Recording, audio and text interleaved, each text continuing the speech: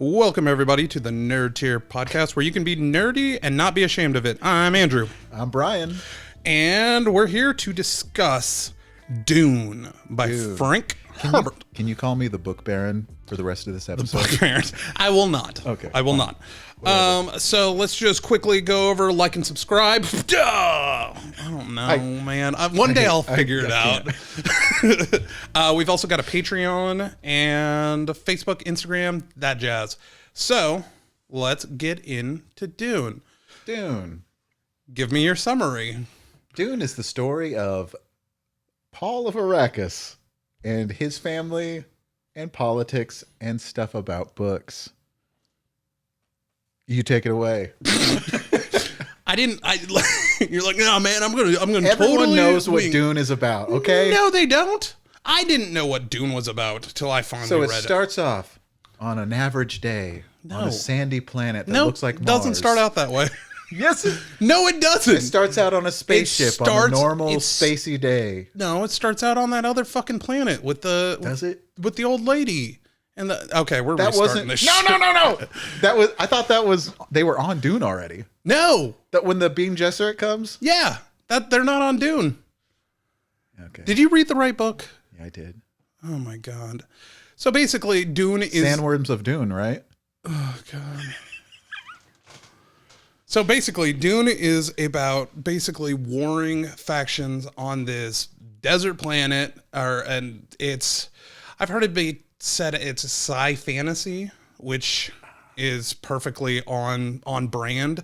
It feels like almost like a feudal medieval time period, but like in space, with families fighting over each other while all under a emperor and all of that jazz. Slight Star Wars vibes. It came out before Star Wars, so Star Wars took some liberties from Dune.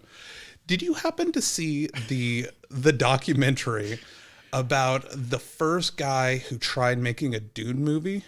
If I'm going to learn something, no. I make it a rule not to learn anything. Banana Sandwich. The I director did see part of it. Refused to read the book. Always a good start. And had nothing to do with the actual story. It was, and I can't remember his name. If I was paying attention, I would have actually typed it out, because I did see that on YouTube. I watched it and it was fucking nuts. I just dropped an F-bomb and we're trying to be better. So just make like a car horn, like Aruga. Maybe when you do it. I mean, that might be I don't want to do it right now because we're too far away, but let's see here. Let's just get right into it. All right, here's the scoop. Reason to read number 1. So I really wanted to read this because it is everyone says it's amazing. It changed the landscape of what sci-fi was at the time. So yeah, you might want to see where, some of these ideas started. Yeah. My first one is, this is one of the most praised sci-fi books of all time. It's one of the highest selling sci-fi books of all time. Piggyback much? Well, you garbage person, did you just read my list? Let's see. What was my second? Yeah, you're like, it's no, I didn't. No, but it is an important book in sci-fi literature, and it's I'm not one for you need to read the classics. Fuck the classics for the most part. Some of them are great. Again? But yeah, I'm going down this road again. But for the most part, if you're not feeling a book, don't fucking read it. But I definitely think, especially with the movie coming out, read about it, figure it out. Listen, the Audible's fan-fucking-tastic. It's got James Earl Jones in it, which is dope. It does. So yeah, that's my number 1. Let's go with your number 2.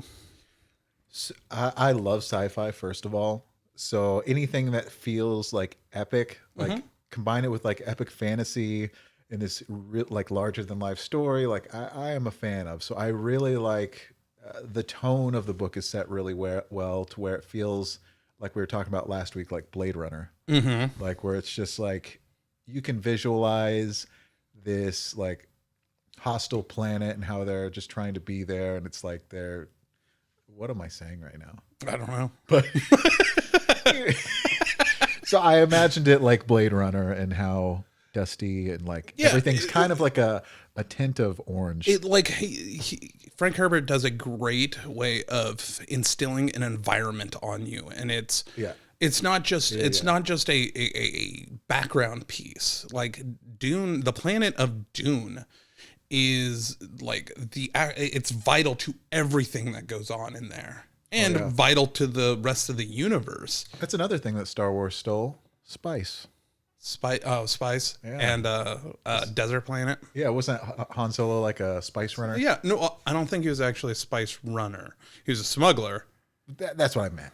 He's running it from place to place. Spice runner is different. Poe Dameron was a spice runner. Yep. Who?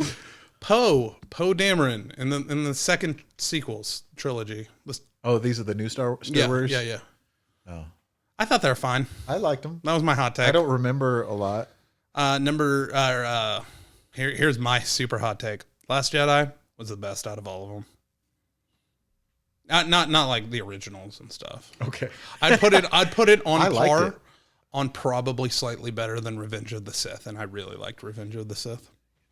That's dumb, but my favorite of the new ones is what's the standalone one and not Han Solo? Oh, Rogue One? Rogue One. Well, that's not the sequels. It felt like the heart of the originals. The original. I liked how dark and gritty it was. Yeah. But let's see here. Number 2 for Dune, because that's what we're talking about. Yes.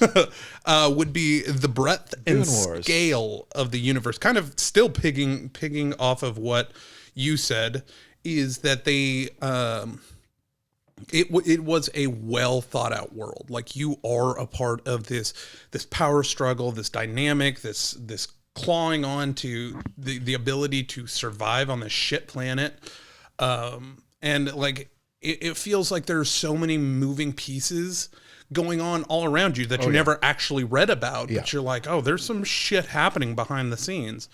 There's that feeling of anticipation of something. Oh yeah, something about to go down. Oh yeah, and like there's these well entrenched like normality, the things that they do, the transport people and all of that shit is just like, it's thousands of years of this happening, and you feel like, oh no, this is normal. I'm not getting just fed information. I'm able to walk around in it. Yeah. So, and number 3 for you. My number 3 would be the relationship, like the religious aspect of it. Oh yeah.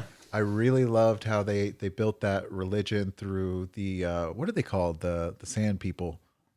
Freeman. The Freeman. I also liked the political stuff with the Duke and the Emperor and like his like little rogue squadron people that come down and like mess shit up. Yeah. What were they called? I don't remember. There's something guard. Mine, and of course, you still somehow stole part of mine. No, I'm looking at it. Not the same. I just said a word. Yeah. So Baron Harkonnen is probably one of my favorite villains in any fantasy or fiction. Let's just go with fiction. He's easily top 5. The cloak and dagger, the intrigue, all of that was just, it was wonderful to read. Like, just like, oh, you are a sinister mother bleeper. Like, it's interesting that you say that, because like I had a different reaction to him where I was like, wow, he's very one-dimensional homosexual. I mean, he's like, bring me the boy that looks like Paul. I just like, a cartoon character of a gay person. Oh, and like when they talk about his little grab suit things that I just see him walking around like the Stay Puft Marshmallow Man, just bouncing around. Like, I don't know. I really liked all of that.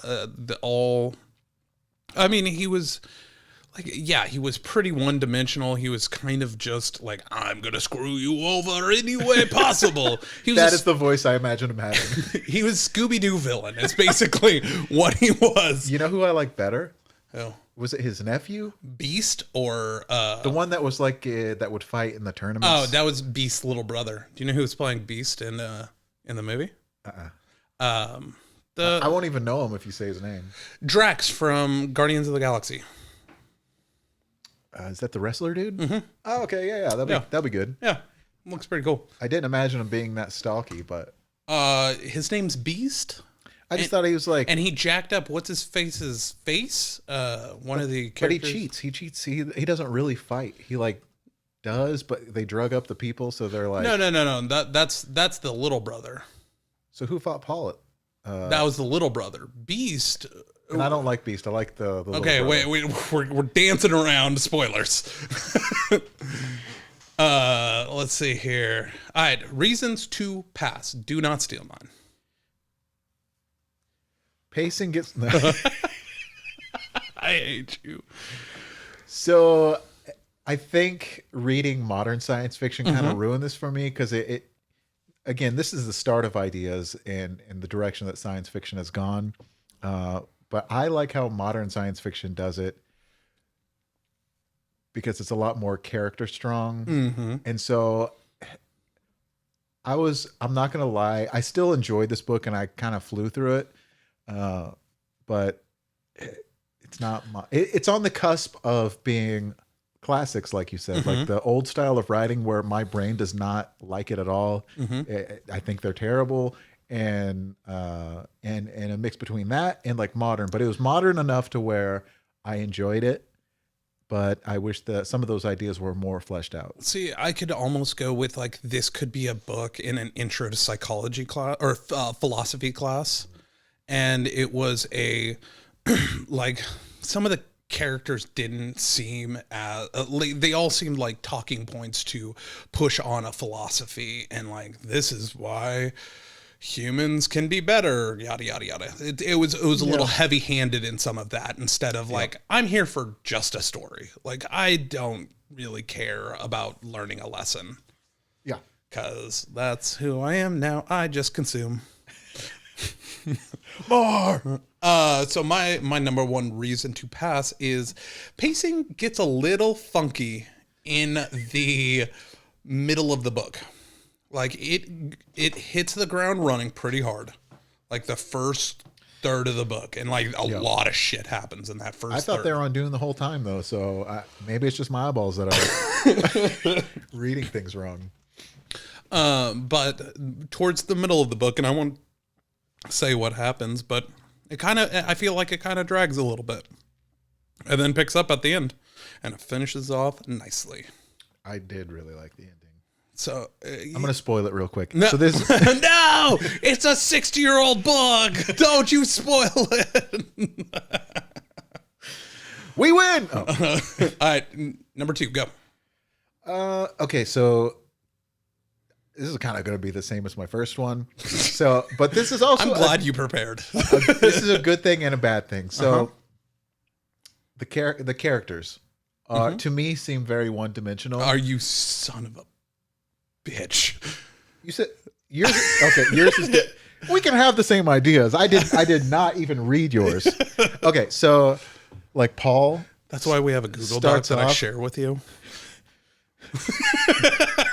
My third reason. So Paul starts off like, I was super pumped. Like, this isn't a spoiler because it happens in the beginning of the book. He puts his hand in the little box thing. Yeah, you can see it on YouTube right now. And that hooked me immediately. Oh yeah. And so I'm like, okay, he's going to be the good. He's obviously the good guy. And then throughout the book, he just becomes so psychopathic. And he's like, my mother is my enemy. There is some development going on with Paul. He becomes this weird like godhead that like is so inhuman, which I guess is the kind of the point. Yeah. But it seemed like a cartoon to me without the whoop, like the little slipping sound effects. Yeah. I mean, I can definitely see where you're coming from. I've seen a lot of people not like that development whatsoever. And I can't say that I didn't like it. At points I was definitely annoyed with his character. Right. Yeah, just because he just bothered me. My number 2, if I could pull up my computer. You want me to say it? Yeah, because I can't freaking type. I'll say it in my Andrew voice. Some of the side characters feel super static and one-dimensional.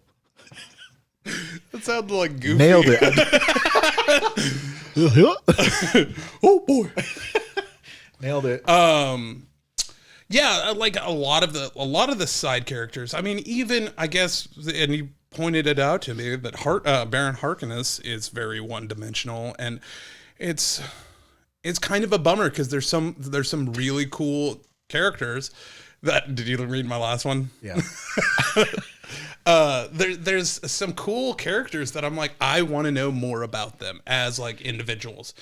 And it's like, I don't know, without spoiling things, No one's watching, so it's fine. You can say whatever you want. You just want to be like, listen, like look around you right now and like gauge the room.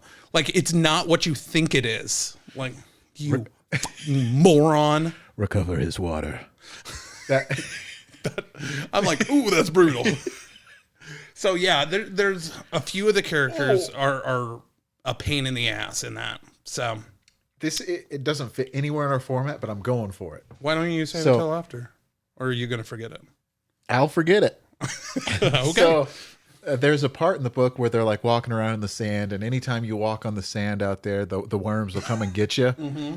And so they shoot and jive. They're like shuffling like the Freeman because they learn how to walk in the sand without the worms coming to swallow them up. Walk like an Egyptian. So at one point they're sliding around, and then they're like, "Oh no, it's boom sand!" And I was like, "That's not drum sand." Yeah, that's what. No, I think they said. Well, maybe, but I was like, "There's no." I had to look that up. Mm-hmm. I was like, "There's no way that's real." It's real, and I was like, "That is really cool." Sandworms are pretty tight. I'm just gonna say it. Oh yeah, pretty tight. That's something that's in like everything sci-fi now. What, sandworms? Mm-hmm. Well, I was watching Beetlejuice the other day, and they have sandworms too. See, I was watching Futurama, and they also have it. Oh, and that's all the sci-fi I know. Okay, so wait, go with your number 3 of why you don't. Sure, let me read my list here. I hate you so much. I don't have a number 3. I think it's a solid picture. Book. Mine had pictures in it, so I was just looking like at you pictures. open it up and there's like sandworm. That's why it was one-dimensional for me. I was just looking at pictures. Stupid. No, I don't know. You don't like sci-fi? You do yours. My number 1. The reason number 1. Or the number 3 reason why I am telling somebody to pass on this right now is the fact that we wanted to do this book. Yeah. And this was going to be our rise to the ranks of stardom in YouTuberverse by perfectly timing it right before the movie comes out. Magnus Opus. Magnum just shooting up and like Icarus, we flew too close to the sun, and they delayed the fucking movie by another year. So that would be my number 1 bummer, because I think the movie and rewatching the trailer now that I've read the book, I'm like, oh shit, I know what's going on here. Yeah. I just wanted to see the movie. Oh my god, it looks. You know, it's only half. It's only half of the. Why didn't they just do the whole thing, and then they got all the other books that they can do? Because I don't know. Because a lot of shit happens in that book. Whatever happens, I just hope it gets a lot of money, so they make more and more and more. Yeah. Oh yeah. Well, I need to read the like Dune Messiah and stuff to see if it's even worth reading more and more and more and more. I'm sure all of the Frank Herbert originals are considered like canon. Yeah. Yeah. Pristine. Now Brian Herbert. Mixed reviews. I've heard very much mixed reviews because they say like you can definitely see a tonal switch in between the two, because it's Brian Herbert and some other random dude, right? Kevin J. Anderson, I think. Jason Alexander. What? No, it's Kevin J. Anderson. I'm just.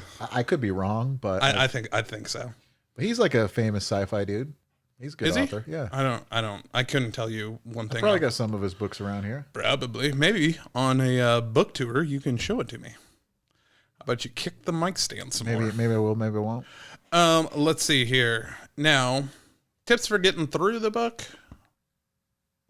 Tips for getting through it. Just read it. I mean, mine. I like having tips because some books are a giant pain in the ass, like 3 Body Problem, pain in the ass. And I wish somebody would That is give a me... low blow, first of all, because you made me read Black Leopard, Red Wolf, and I still have nightmares. Good. I don't know It what's means you happening in them, still- but I know I'm still scared. Thinking about it. Good.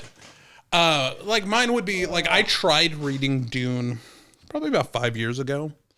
Back before I just like, oh, this is one of the classics. Yep. You got to read them.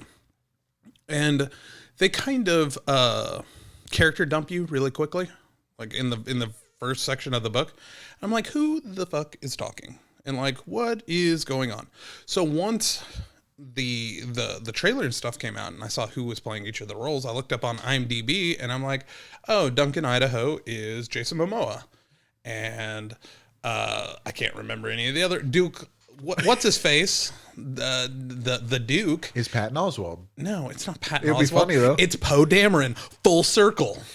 Same guy. Okay. So I just use that as like some books have like glossaries kind of telling you who's who. Like in Black Leopard, they had a glossary. That glossaries for me help because I can't put a lot of names in my dumb brain and have me figure it out. So it's nice to go, hey, Jason Momoa. I can't. Okay. I personally give this book a 7 out of 10. Excellent. But I think I did that with Kings of the Wild, and I would say for me this was a 7.5. Okay. I think 7.1. I changed it. 7.1, just barely beating Kings of the Wild. we're going to actually have to get like dude, we should get a board. 15 and, like, pieces slap of it. corn out of 20. No, like a board, and we can like move stuff around. That's a pretty good idea. Like a Nerdtier? Nerdtier. Get the Oh, damn. Our one fan is going to fucking love that joke. Even that person's not watching. Not at this point. It's just us editing watching this. I'm just chuckling to myself. I'm like, oh, we're Fire! funny. Call back. Oh my gosh. So Ooh, let's do lightning at this part. I do. Lightning. I'm not doing that. Ah!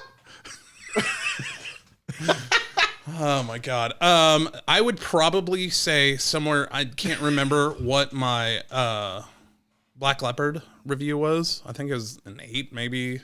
You gave it a 7. No, I gave it Because above I was a 7. shocked. I gave it above a It 7. shook me. Okay, so let's imaginary. Let's put it between Black Leopard and Kings. So 7 points. You can do that. Black Leopard isn't even on the damn list. For Yeah, me. it is. Yeah, it It is. is on the definitely don't read. So do we need like 2 different boards? And then it has like a combination of the two. Oh god, this is. We need to please Thanks for subscribe. watching. Subscribe to our Patreon account. We have to buy boards now. So with that, I think we're done. Yeah. Do you feel good? No. I don't care. All right. All right. Have a good day. Oh fuck. Oh my goodness.